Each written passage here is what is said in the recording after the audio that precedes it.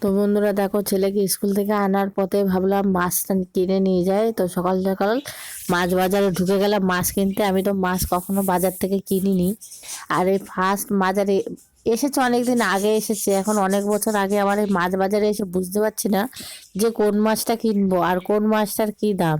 তো এখানে বিভিন্ন ধরনের মাছ আছে বন্ধুরা, জ্যান্ত। আর এত পরিমাণে জল ছিটাচ্ছে, তা মানে কি বলবো, পুরো জামা জামা ভিজে যাচ্ছে। ছেলে স্কুল থেকে এসছে, তার জামায় জল পড়ছে, ও তো বিরক্ত হচ্ছে যে আমার গায়ে জল আসছে।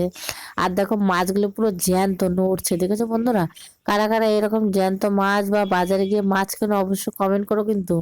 আমি কিন্তু একদমই যাই না বাজারে। আর এটা হলো শোল মাছ, দেখতেই পাচ্ছ মাছগুলো। আমি মানে শোল মাছ কোনটা, কি মাছ কি, আমি কিন্তু এইসব জানি না, মানে চিনি না মাছ। মাছ সম্বন্ধে কিছুই বুঝি না। আমার হাজবেন্ড মাছ কিনে এনে দেয়, তাই রান্না করি। তো আমি এদিনকে মাছ কিনতে গিয়ে আমি পুরো বিপদে পড়ে গেছি যে কি মাছ কিনবো।